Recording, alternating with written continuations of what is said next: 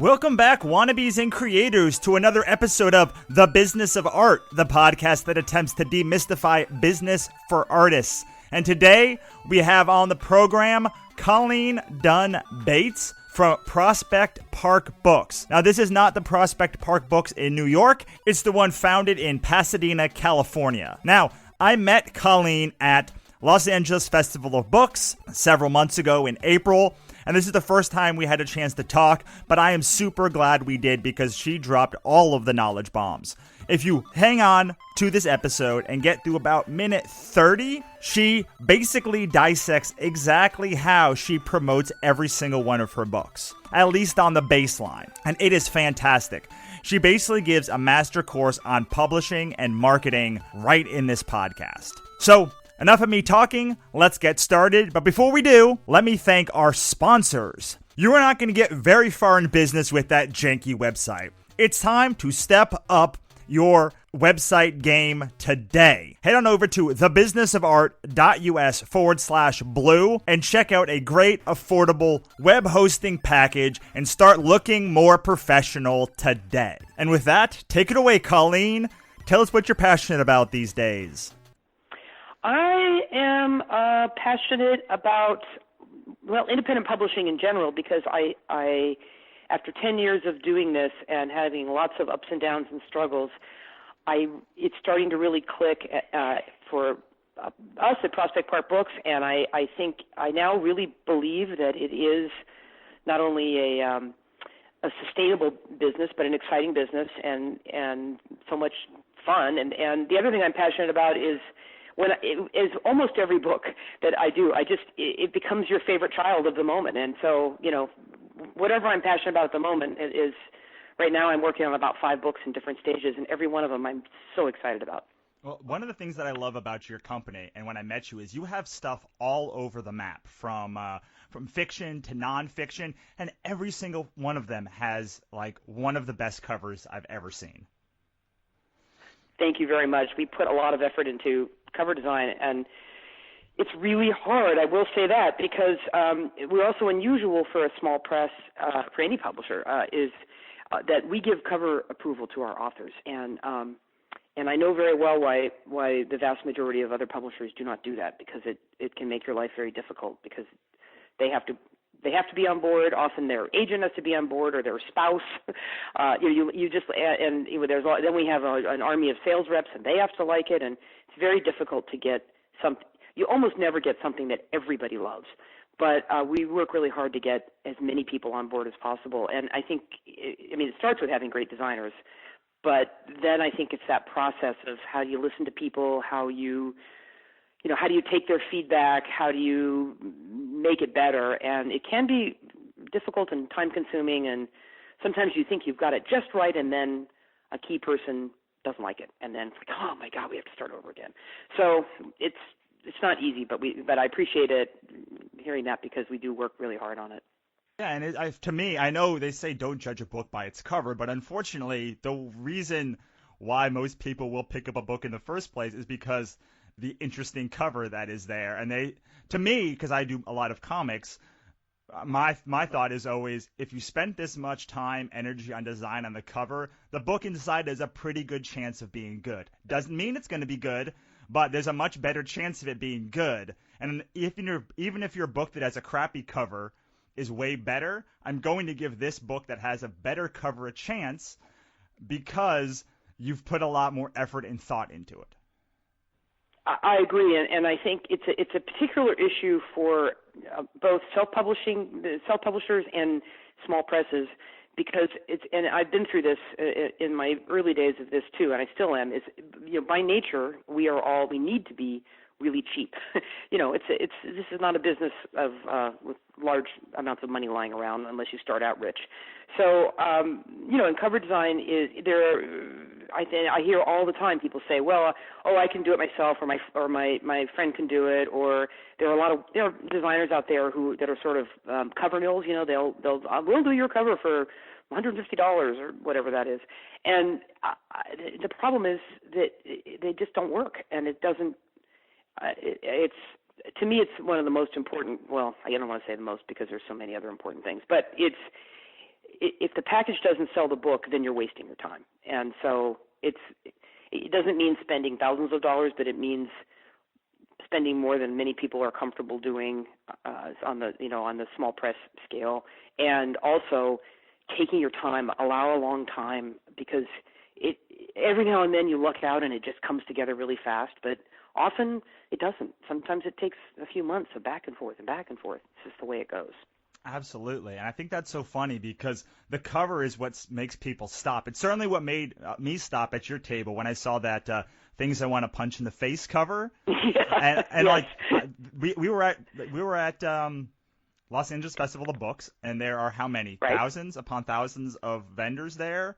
And I remember maybe 5 titles from the whole time I was there. And one of them that has stuck with me since April is Things I Want to Punch in the Face, and that wonderful like green, teal, red cover. Yeah, it really is that, and that's a particular designer. And part of this also is in the years of building relationships with designers and knowing who is good for what kind of book. And that designer, she is really great at books with color, with a sense of humor, with a quirky liveliness. That's her particular wheelhouse. So when she's working on other books for me right now that have a similar kind of vein, where somebody, she might not be as well suited to something else. Part of that is also taking the time to get to know. There's another small press common situation where one person designs all the covers, which I totally understand because it's easier. Sometimes that person is part of the press, or they are a partner in it. But what happens is you end up having a uniformity of look that, it's great if you're Penguin and you want that, but if in general, I think it has to be tailored to what is the actual book. And so for a press that only publishes say comics or only crime thrillers, that can work okay. But for us, we have this kind of bizarrely broad mix. For small press, it is quite bizarre. So that's why I work with different designers, because the books really can be quite different. Right, and they speak to a different audience, right? Right. Let's look at this title. The Side of Providence book is very different audience than the Marry Kiss Kill book. Very different. The same person might like both of them, but the same person is not likely to seek out both of them, if you know what I mean. So yes, that is true. And some of our books are more oriented towards a gift market. For example, Things I Want to Punch in the Face, or we have a really wonderful small book of Mark Twain quotes, Mark Twain's Guide to Diet, Exercise, Beauty, Fashion, Investment, Romance, Health, and Happiness. And that audience for that it's very strongly people getting it as a gift to give to somebody else. So therefore the cover has to look like, and it's different than, this is a novel I want to sit on the beach and read. The cover needs to be, this is a gift I'd like to give my dad, something like that. So those things are all communicated in a cover. And in the packaging, not just the cover, but also the physical design, the binding, what other kind of treatments we use, what kind of paper is it, what's the trim size, all that is part of sending the code to the prospective buyer of what is this and why do they want it. Absolutely, and honestly, that's what I see so much lacking in most self-publishers and most writers, artists in general, is they don't take that into account. Who am I addressing this to? Who do I want to stop dead in their tracks and say, I got to see what this is about? Right. I agree, and I think often when very small presses or self-publishers start, the ones who make it, I actually reached out to one recently. It was a book. Technically, she self-published this book, but it's for sale at a store in my neighborhood, and it caught my eye. It was such a great-looking book, and she's here in Pasadena where I am. So I reached out to her because I thought, wow, this is not your typical self-published thing. And it turns out she's building. She's going to be turning this into a company, and I think in a few years she'll have something kind of like what I have, because she took, instead of just, I want to do this book and here's the content, she really took the trouble and time to make it into a package that people that you're drawn to, and you pick it up and you flip through it and say, hey, this is cool. Instead of it's not, in a perfect world it would be just the content. But and you know what? Sometimes it is. So for example, if somebody is self-publishing a romance novel, and the cover still matters, but it doesn't matter as much if it's a series and it's going to be mostly sold as a Kindle book. It's not as important as say a gift book that's needs to be seen in a store and people are going to pick it up and touch it and hold it. So it depends on what it is, what the package is holding. Absolutely, but you also said it's also different from someone who wants to bring it to a beach and sort of, I don't know, show it off or show the kind of style that they have off too. I mean, those are very different things, but this is not just for publishers or for writers, but everyone in business in general, they're looking at the short term. How do I save $200 today, even though that spend could lead to tens of thousands of dollars for a book or tens of thousands of orders for a book in the future. Yeah, it's really true, and often that's all you're talking about is just a few $100s. It's not like spend a little or spend a fortune. And if you're going to all this trouble, if you're going to spend a year or 2 years of your life producing a book, you owe it to yourself to do a good job on it, so that to be penny wise at that and pound foolish at that stage of the game is I think the mistake that many people make and shouldn't. Right, exactly. I mean, my philosophy has always been make it once, sell it forever. Ah, very good. I like that. I like that. I'm gonna steal that. Great line. Go for it. It's yours. It's ours now. It's a conjoint. It's a joint. Okay, thank you. I appreciate it. So, my question. Let's go back and talk about the beginning, because you talked about how diverse your lineup was. Was it always your intention to be this diverse, or did you sort of start on one focus and then expand from there? Yeah, no, it's funny. I was just talking about this last night with some friends. No, never had an intention of anything. This all has grown organically. My original intention was one book. I started with one book that I wanted to do, and I honestly did not see beyond that one book. I thought maybe it would lead to others, but the first book I did 10 years ago, I published, was a nonfiction, unusual kind of guidebook called Hometown Pasadena, and it was. I come from being a writer. I was a freelance magazine writer and book author and editor for many years, and I'd had a book. I'd written a couple books for other publishers, a few books, and then I had a friend of mine and I sold a book to Random House, and it was a unusual kind of, not really a guidebook, but sort of a kind of a literary family travel book. And we were so pleased with what we did. I mean, we worked really hard on that book, and it was a big deal to sell it to Random House. And I was so disappointed with the whole process of working with Random House. And many small presses and self-published people have had the same experience. And so, but I always loved working on books, and I used to edit a series of guidebooks, and I knew that world. So I had this idea for this book, and I just decided that I thought maybe I could do a better job of it than a big publisher. So it really just started with that one book. I put together a group of friends to help me write it, and I had a team of writers, and published the one book. And I thought, well, if I can sell out the print run in 2 years, I'll be thrilled, because I didn't know what I was doing. I had no distribution. Just a little bit. I really hadn't, it was just learning. I really didn't know. And it did much better than I ever expected. It came out in October, and it was sold out by New Year's Eve. And so for better or worse, that's what launched it. It kind of gave me the hubris to think I could keep doing it, which of course was hubris, because it was a lot more difficult to keep doing it for the future books. But it set me on the path to do. So originally I did that book, and I produced other books like that, similar to that. And I didn't, I've never thought I'd be publishing fiction, but I've always been the follow the opportunities that come along in your life kind of person, and so that's what happened. And so that eventually led to an opportunity to publish a novel that I had fallen in love with, and a friend of mine wrote, and that did very well. So then, what do you know, now I'm a fiction publisher. The cookbook thing came about because I also have a long history of being a food writer here in Los Angeles, and I know a lot of people in the food world, and so that came about accidentally and organically as well. So it was really following the opportunities. And it's not actually always advised for a small press to be this diverse. I would venture to say that it's not. Generally, this is not generally the path. Usually it's niche down to one thing and get really good at that. Correct, and that's what most people would advise, and I would say in general that is the smart way to go. So I don't know that, I've been concerned, but that's always been my life. I went to journalism school, and back in journalism school they were encouraging us to specialize, and I never did because just personally I like all kinds of things. I only publish books I like, but I like lots of books. So, there's a lot of things we won't do. Our kind of fiction is very narrow. The cookbooks are very narrow. It's not general cookbooks. It's particular focus of. So within the things I publish, it's very specific.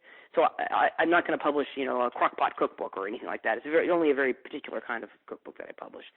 But so yeah, it is a challenge. When we moved, over the years have had 4 different distributors and kind of moved my way up the distribution chain, and now distributed by Consortium, which is an Ingram company.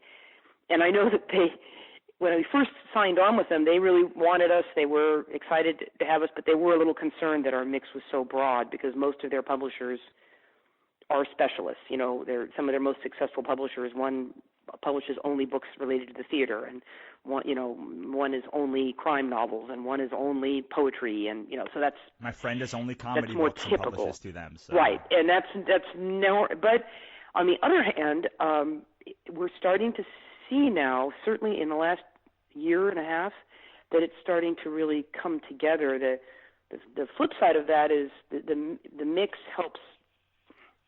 If you can make it work, if there's a cocktail of books, so that some are always going to do better than others, but if you can get the mix right, then I think that can work. And I am seeing it work now, but it took years. It's taken years to build it. So yeah, I certainly think that your way is the harder way to go about it at the beginning. But I always talk about this when we started Wannabe Press. We started doing 2 comics, and then I had a novel and I wanted to do a novel. My 2 comics were horror comics, and my novel was a mystery novel. And I was like, why would somebody not only buy this book, but switch formats to comics, switch genres to mystery?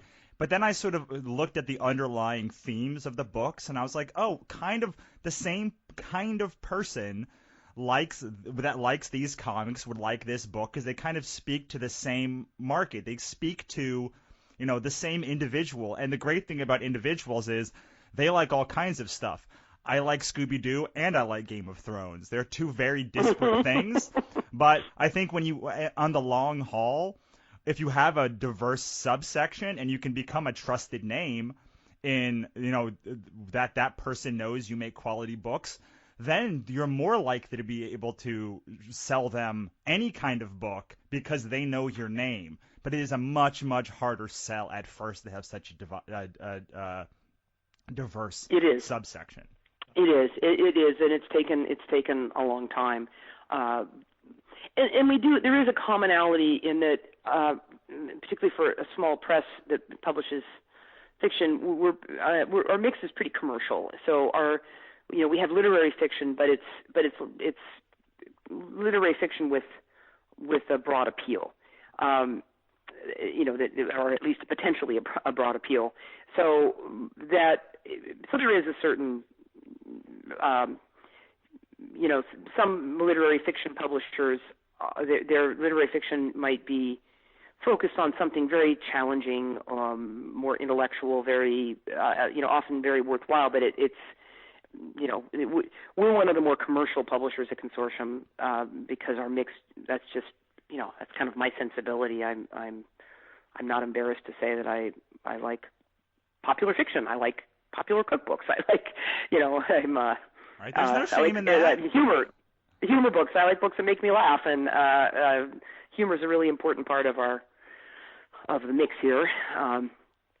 Right. So anyway, I think that's great. And here's the thing for me is, for me, the publisher grounds you and gives you the authority.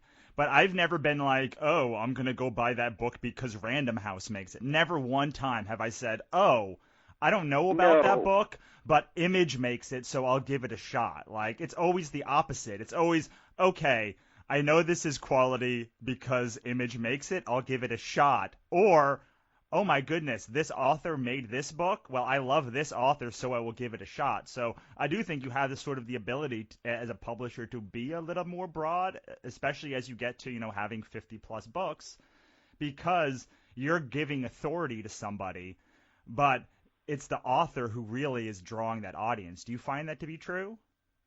Oh yeah, absolutely. There have been exceptions in publishing history. Penguin was one of them.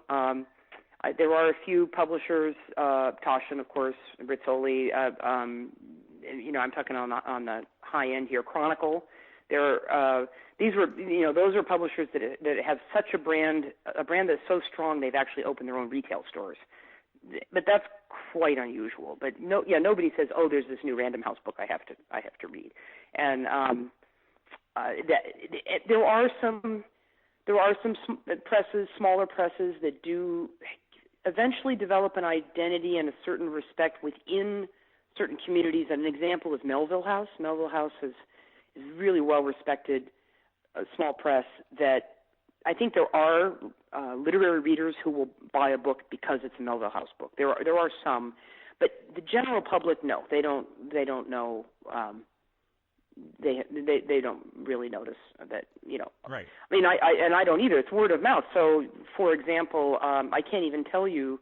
And I read spines. I read copyright pages. I read. I'm paying attention to who everybody. All the publishers, big and small. And even so, just this morning I saw that an author I love, Maria Semple, who wrote Where'd You Go, Bernadette, that she has a new book coming out. And I saw the cover. I have no idea who's publishing it. I don't know. It's obviously a big five in New York, but I don't know which one. It doesn't matter. It's because it's her book. So, right. Yeah, in general, that it doesn't matter. All right, but what that brand allows you to do is be able to negotiate better with, the distributors and the people that are buying the book. I'll bet that, Barnes & Noble does care who made that book on some level, because, like, that's going to affect their order. That's going to affect who they can bring. That's going to affect the size of the people that are going to go into a store and who Random House can connect to. So I think it's sort of like on the audience side, they probably don't notice. But at least for me, on the distributor side, they very much notice. When someone says, oh, this is a book that we publish, it's a very different conversation than if it's that same book that's published by just an individual. Or much different than if Image or some other larger name company is putting it out too. Yeah, and what they're paying, it's not so much the brand and even the quality of your other books. It's the consistency or the efficacy of your marketing program. That's what they care about. So Barnes & Noble doesn't want to order a book if they're more likely to order the book if they say, oh, these people they do a good job of marketing their, this other book that they did a good job of getting people in the store to buy it. That's what they care about. So they care about how you're going to, because in a place like, even at a place like Barnes and Noble, there's only a good cover only gets you so far. If it's, because if you don't have a strong marketing campaign, maybe the Barnes and Noble might order one copy per store and they'll put its spine out and nobody will see it, and that's the end of that. So you have to, and then they'll just return them. So you have to. They want to know before they're going to really display it that you've got a publicity campaign going. The author's doing a lot. You're going to get attention for it. That's what they care about. Right. So I'm going to ask you a question that I have just gone through myself, which is Barnes & Noble just ordered our first book, and when we went through the process, they're like, oh, so we can return these, right? And I was like, yes. How long can you return them? And they were like, Forever. So how do you, what sort of marketing do you do to make sure you don't get a 10,000 unit order from Barnes & Noble where they return 9,000 books? Because I'm literally having a heart attack just thinking about it right now.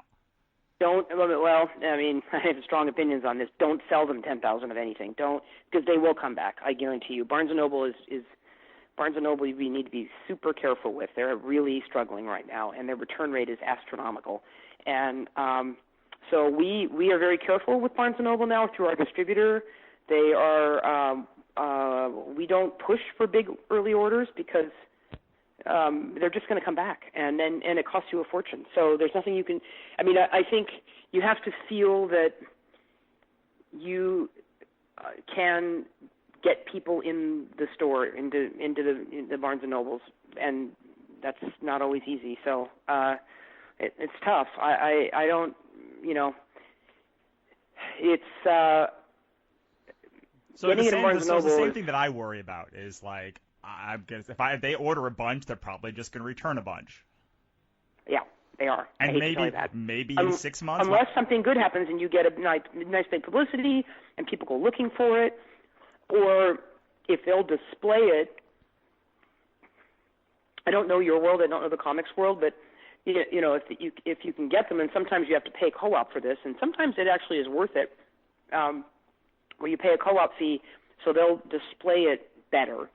And if you really believe in this, the look of it, and you know that there's an audience that goes into Barnes & Nobles to get other kinds of comics, and if they see yours, they'll pick it up, then maybe that's worth it, and maybe that will help. Do you do that with local? Because I know there's a lot of local places in Los Angeles that do co-ops. Do you do that a lot with bookstores? Do you find it's effective, or is it per book? Per book. I've done some Barnes & Noble co-op regionally, and one time it was worth it. I used to publish a series. I used to publish a little book called Eat Los Angeles, a little food lover's guide to L.A., and it was an annual book for 4 years. And that was worth it. We did a co-op end cap display at LA area Barnes and Nobles, and that book was the kind of book that if people saw it, they'd pick it up and say, "Oh, cool," and they'd buy it. So it did sell well. That paid for that. Other ones haven't been as effective. We do co-op, a modest co-op with some of the independent bookstores when our authors have events there. That's a little bit different. So if we have a book launch event for a novel at, say, Skylight Books in LA, they will often ask for a modest co-op fee to help with their promotion costs. And we often will do that just as a way of thanking and supporting our indie bookstores. Absolutely. But we're talking like, $50 or something. It's not a huge thing. Right, exactly. And let's go and talk more about how you market one of these books. So a book comes out. What does a marketing campaign look like for a book? Let's say one of the, I don't know, do you switch marketing fees around which book you think is going to sell better, or do you generally do the same marketing for each book on a baseline? No, it's different. It's different per book. It really varies, and the type of book and the. So let's take a fiction book, like right. One of the ones like we talked about, Marry, Kiss, Kill, or something like that. Like, what kind of marketing campaign would you do for a book like that? For a typical novel, and this would apply for general fiction or mystery because I publish both, the process starts about, I've moved it earlier and earlier, but so now it's as much as 8 months in advance to get. So we start with getting, after editing the book, getting it laid out, and we print galleys as early as we can, a small number of, and a galley it looks just like a real paperback book, but it doesn't have the barcode. It's not for sale. It says not for sale. It has not yet been proofread, and this is a standard thing in the industry for the book world knows how this works, so they know what it is.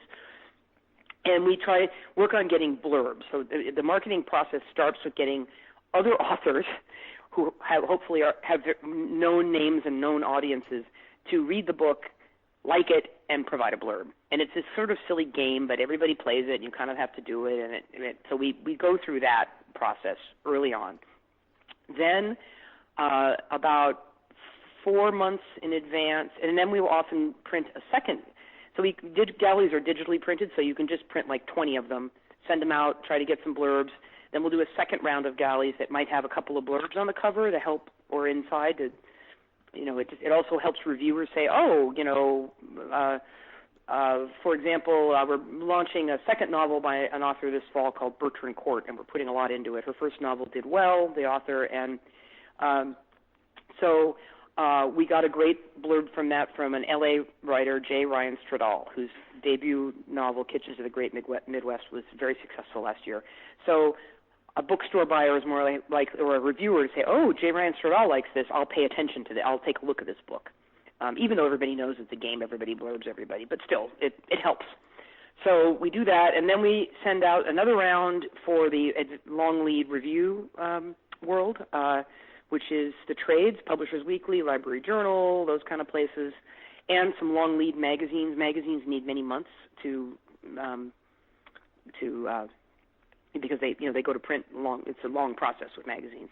So we send out review copies with a press release. We follow up. Sometimes there's an outside publicist, or sometimes we're doing it in-house. And then we do another round when the book comes off press. We send out another round of review copies.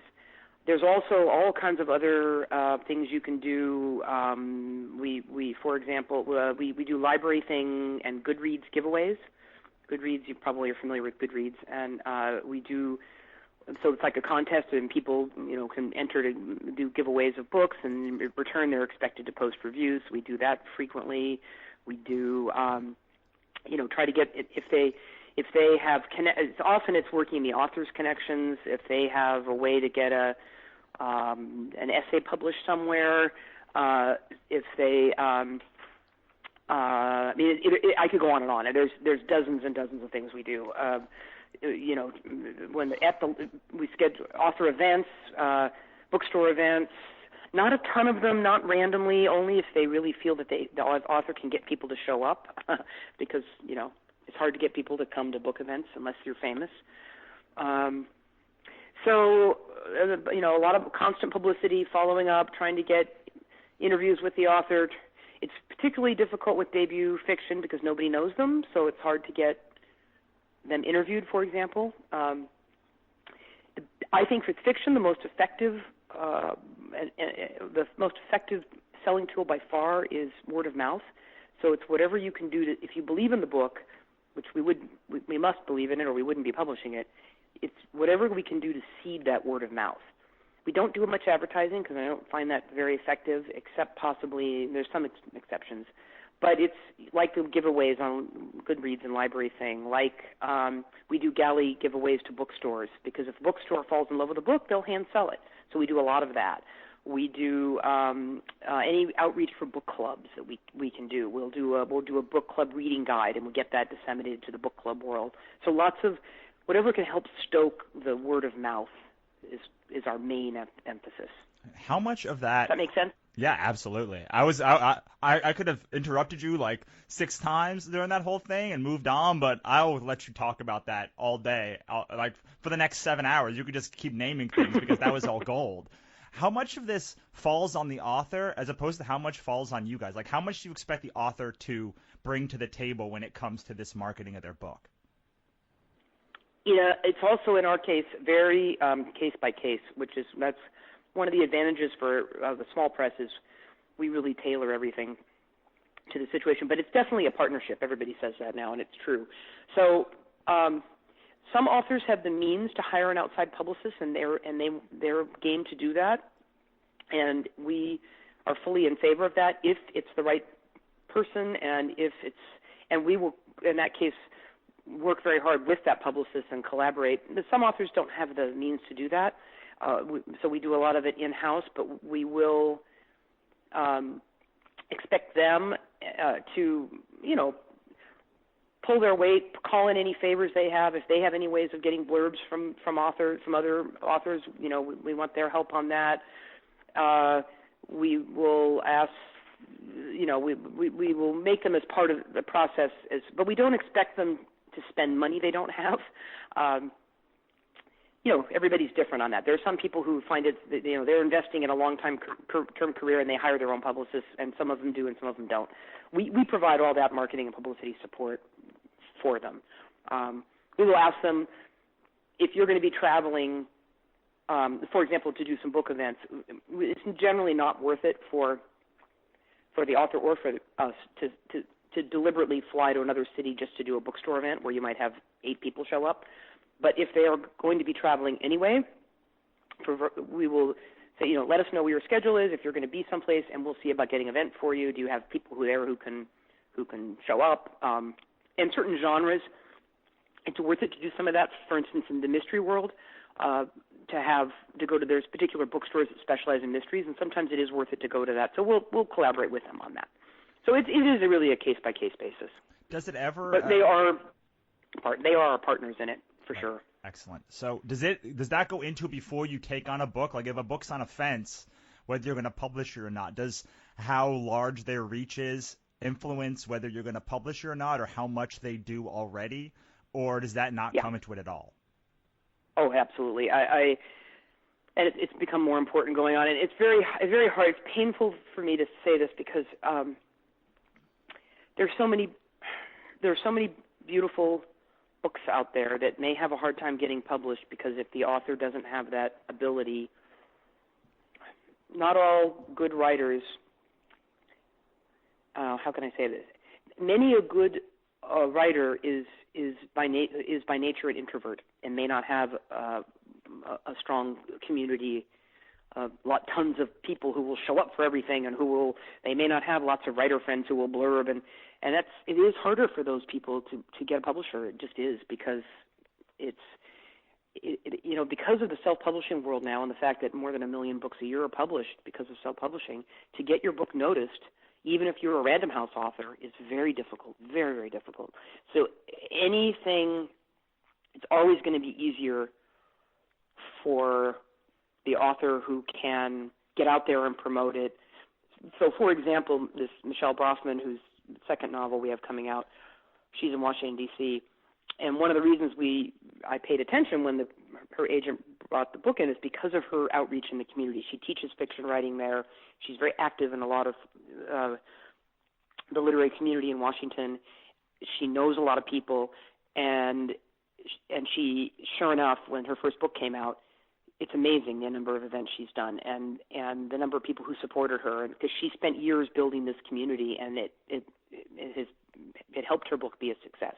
So I definitely look for that. We all do. I mean, every publisher does. It's how can they help get attention for the book. Absolutely. I look at it too. For me, in my world, it's who do I see at conventions all the time, because that's where most sales are done. Who is speaking at a convention? Who has authority? Right. Who has a good social media presence? And when I see people over and over and over and over again at these shows or speaking or posting that they're doing things, then of course I'm going to take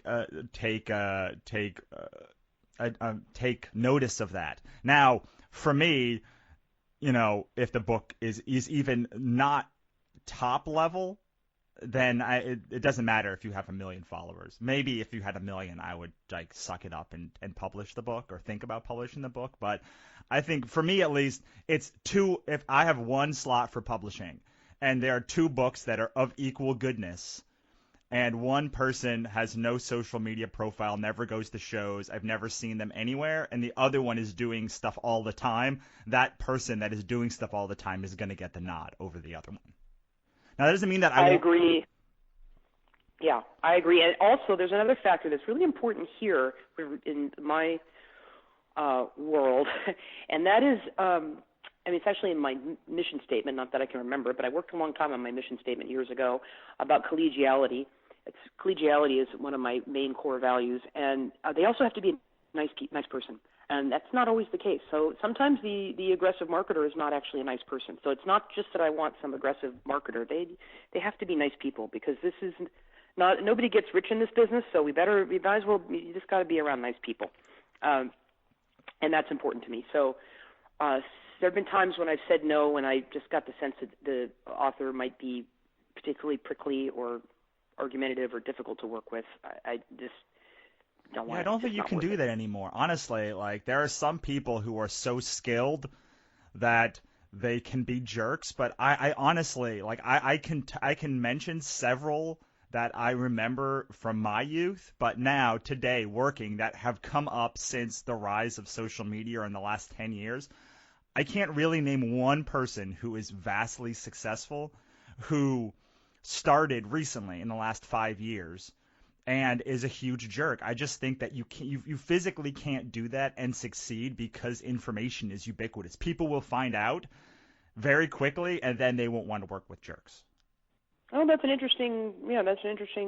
I had never thought of it that way, but that's probably a good point. I mean, look at John Green. He's a great example of, before he became the massive success that he is now, teachers were. My sister is a elementary school teacher. She was following him for his videos he does. And he's just apparently the world's nicest guy. One of my authors became friends with him, and he had, he's very generous with his time, and he would produce these videos for teachers that were super fun and engaging, and just because he's a fun guy, and that I think really helped his book career take off, because those people were all willing to give his fiction writing, a chance because they just liked him. He was a good guy. So, yeah, that's true. I hadn't thought of that, but I think you're probably. I mean, to me, you're probably right. But there's still people who can. There's still some prickly people out there. You can put on a good show on social media and still be. Yeah, that's true. A little difficult. I mean, I think that's not the only thing. I think it's fewer and farther between than previously. I certainly think the days of some reclusive author being able to live in Saskatchewan on a beach and somehow being with no social media presence and never doing events and somehow expecting to break through when another, like you said, 999,999 books are being published. I think that is a thing of the past. Yeah, I agree. But it's not always a good thing. I'm a little sad about it because I think there's some beautiful books that are probably not getting the attention they deserve or even getting published because it does not being a brilliant author and having 5,000 Facebook friends is not the same thing. No, they're not. But don't you think that's a learned skill? Don't you think that that's a learned skill, though? I feel like it's sort of like people that didn't want to use a computer. Like, you can be annoyed by the fact that a computer has now replaced the typewriter. Unfortunately, that is the world that we live in, and if you fight against the current, then you're going to be swept up by it. Like, there's no people that work as a receptionist that now use typewriters, right? Yeah.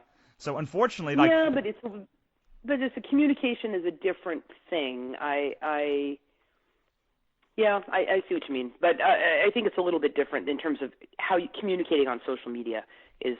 I understand that it's not for everybody. We don't tell. For example, we often get asked this when we bring in a new author, decide to publish something. Often the first thing they ask is, "Oh, I'm not on Facebook. Should I start being on Facebook, or what they'll ask about?" And I will say no. If you're not already, if you're at this point in your life and you're not going to suddenly, between now and your book coming out, have this robust Facebook.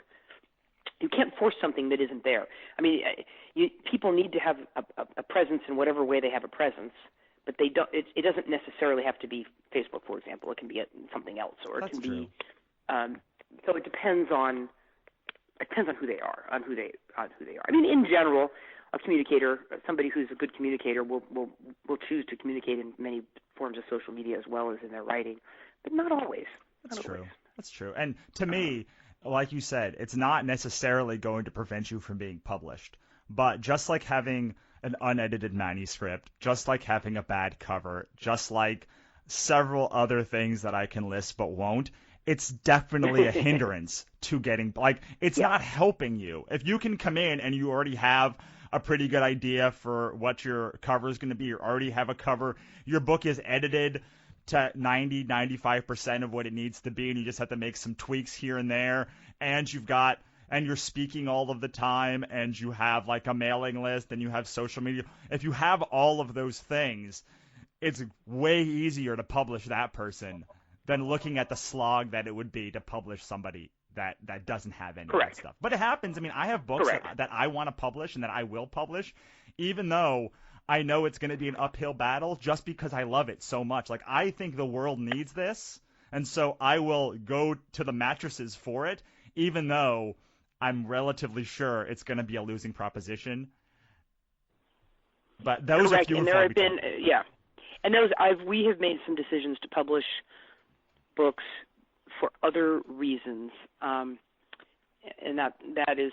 Yeah, and I mean, in one case, it was out of respect for an author who's an elderly man who has no social media presence but had an amazing and important literary career, and we felt that his work deserved this, but we knew we weren't going to be able to sell much. We just knew that but we did it anyway because.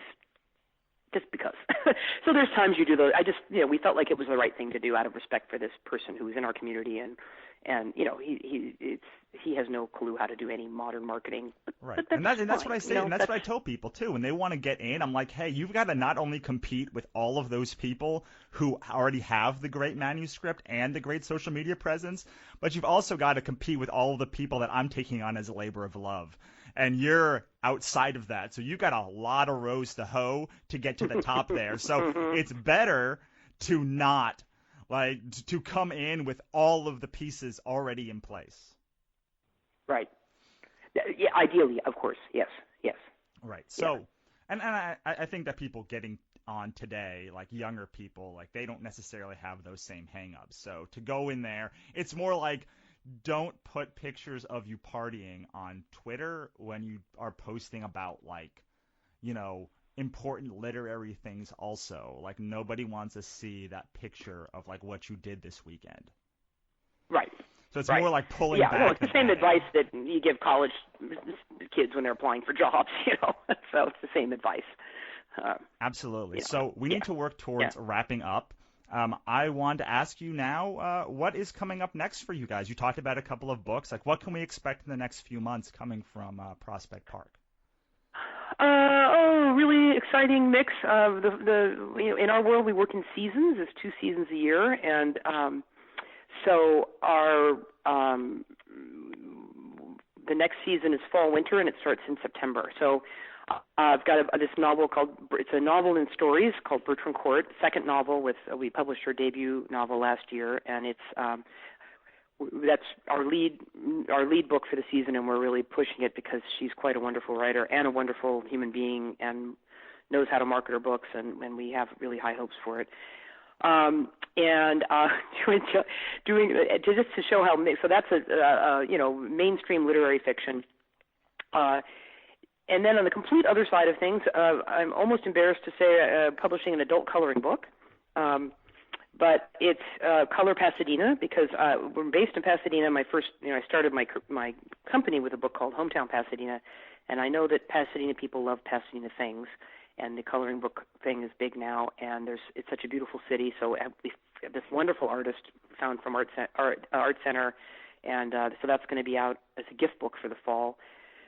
And a really terrific noir type crime novel. Heart Attack and Vine. It's also a second. My whole goal is find authors we can work with repeated books, and so this is author Steve Sutton. His debut thriller last year came out, Crush, and it was great. And it was a second in that series, and a few more. I could go on, but I've got actually. Let's see. Sorry, my other phone keeps ringing. I've got. One more. Anyway, I've got. I can go on. I have 5 or 6 books for the season, so Are you going to be at any upcoming shows? No, didn't go to BEA this year. I go to I have my sales conference it's an in-house thing. So I go to Minneapolis. We go to the LA Times Festival of Books every year, of course. That's where I met you. We have a presence there. But I don't because I don't publish that kind of. I don't publish the kind of books that involve going to shows. Right. I think that's important because you got to know where your strengths are. You got to know where you're selling. For me, I sell at shows. Yeah. For other people, they sit at shows and they say, "Why aren't I selling?" I'm like, because this particular novel, nobody wants this particular novel here. So of course you can sell some, but you can't expect to sell like me because I'm tailoring my books to sell here. Right. I think that's super important. Yeah, and so it's not really worth it. We through our distributor we have a presence at BEA and at ALA, which is the library conference, and we have a presence in those kind of places. But selling at shows is just not the thing we do. So no, don't do that. That's all right. You got to know where your strengths are and where your weaknesses are. So last question before I get out of here, because it sounds like you are blowing up right now. Sorry, we don't have a way of turning off the phone, and all of a sudden we're getting all these phone calls. Oh, that's all right. Stepping outside. It sounds like you guys are super busy, so that's great. We are. We have a lot going on. Well, it's a very exciting time. I'm working on, at any given, right now I think I'm working because we stick with our books longer than a big press. So they give you 2 weeks and that's that. So we're still doing some marketing on books that came out a year ago. So I'm probably working on 20 books at once. So that's a lot. That's awesome. So last question. Give us a parting piece of guidance you haven't already said. How we can find you online, and then we'll say goodbye. I would say give it your all. I think the thing that helped that first book I did be successful was I put a year into that, and I made it as good as I possibly could. I worked so hard on it. And so generally, what my experience has been, the people who do that, it even if the actual product doesn't become a big bestseller, it leads to other good things. So just give it your all and don't sell yourself short, and that would be my main advice, I guess. And online, we're at prospectparkbooks.com, and also on Facebook and Twitter and Instagram and all those places, Prospect Park Books. You search for it. We're everywhere. Awesome. And that's about it. So that was Colleen Dunn Bates from Prospect Park Books in California. And I know that sounded a little distorted. It may have been a little bit hard to get through, but I sure hope you did. I guess by definition you did if you're listening to me right now.